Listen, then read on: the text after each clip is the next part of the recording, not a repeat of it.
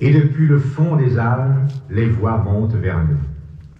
Ô Nil, Père de la vie, gloire à toi. Lorsque tes eaux montent, lorsque tes largesses descendent vers nous, la terre frissonne de joie. Tout renaît, tout reçoit nourriture. Et si tu décrois, même les dieux se désespèrent. Les hommes deviennent plus fragiles que leurs ombres. Ô Nil, donne la joie aux hommes. Ô Nil, axe absolu de l'Égypte, lève-toi et fais entendre ta voix. On te nomme Hapi lorsque tu sors de ta caverne. Fais couler l'onde des 2 vases que tu portes dans tes mains. Fais-nous le don de toi-même. Viens à notre secours, ô toi, source de toute vie. Les graines se dessèchent. Les enfants crient à la faim. Et les vieillards ont le cœur en deuil. Nous t'implorons. Regarde.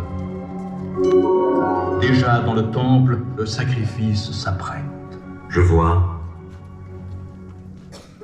Ô Nil, que ta voix s'élève et retentisse. Je vous ai entendu. Tout à l'heure, je quitterai mon lit et le blé ruissellera à nouveau dans vos greniers. Mais pour répandre mes bienfaits, j'attends le signal. Quel signal? En cette dernière nuit de l'année, j'attends pour répondre à vos vœux l'apparition vers l'Orient de Sotis, la lointaine étoile. Durant 70 jours, elle a disparu de l'horizon. À l'aube prochaine, lorsqu'elle m'appellera, et qu'ensuite, lentement, s'élèvera le soleil, je déborderai, je quitterai mon lit.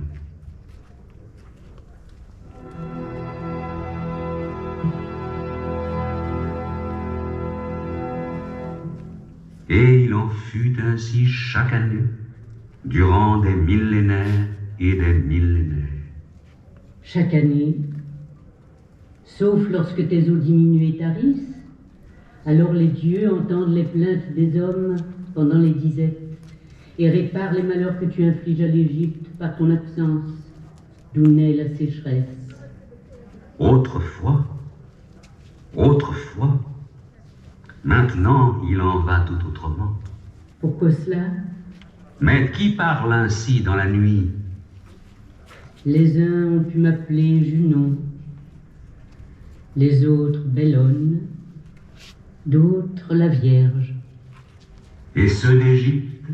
Puissants par leur antique savoir, ils m'appellent de mon vrai nom. Et tu devineras ce nom en écoutant le cœur de mes prêtresses aux bras cerclés d'or. Ce texte qui est gravé sur la frise de mon sanctuaire. Maîtresse de la Nubie, reine de haute et basse Égypte, c'est toi qui as révélé le pouvoir des femmes. Tu es la lumière au cœur des hommes. Tu règnes sur les flammes, les vents et les éclairs. Ton pouvoir est égal à celui des hommes.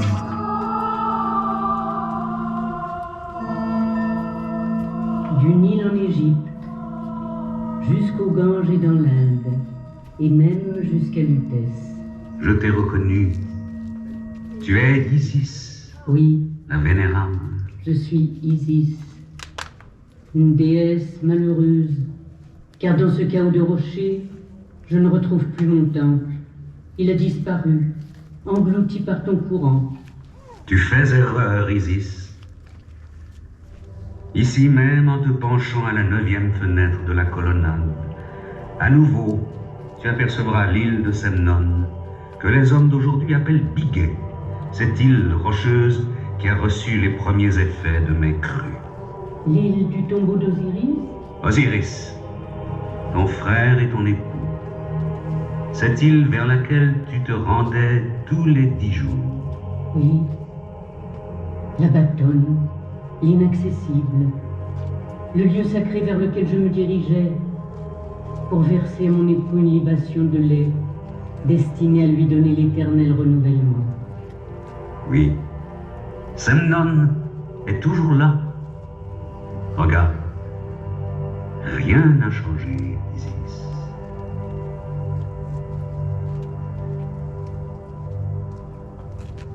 Cependant, mon temple, tu l'as emporté dans le tourbillon de tes eaux?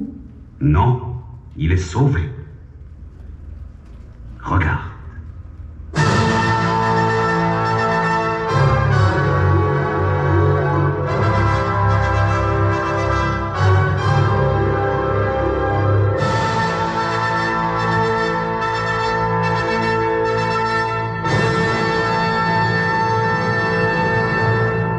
Je suis éblouie. Toi qui es la déesse de ces lieux, tu reverras. Tu entendras à nouveau, assurément, ce que les humains peuvent seulement imaginer. Ici, tu pourras lire les ouvrages de ta somptueuse bibliothèque. Et lorsque tu entreras dans la cour du temple, tu retrouveras, en direction de ton cœur, là, à ta gauche, le péristyle du Magnésie. Ce lieu où tu as donné la vie à ton fils Horus, ton enfant aux doigts toujours dans la bouche. Oui, je me souviens. Tu l'as établi pour l'éternité. Regarde et écoute. D'abord, le guetteur, le prêtre aux constellations. Déjà, tu peux l'entendre monter à son poste, tout en haut du pylône.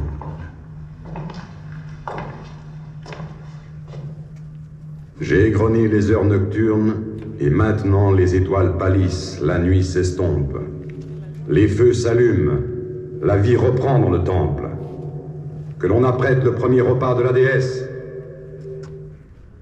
Que regardes-tu, Isis? Ce visage martelé, qui a osé? Les chrétiens sont venus eux aussi affiler. Leur nouvelle foi les a aveuglés. Mais nous allons plutôt entrer dans le temple puisque le soleil est levé. Tu le vois, Isis, rien n'a changé. Oui, je vois. Je vois derrière les colonnades la lente procession qui s'apprête. Les prêtres s'habillent de lin. Les musiciens mettent leurs robes longues. Les porteurs d'offrandes revêtent leurs pagnes et placent sur leurs épaules des parfums des fleurs et des gazelles du désert.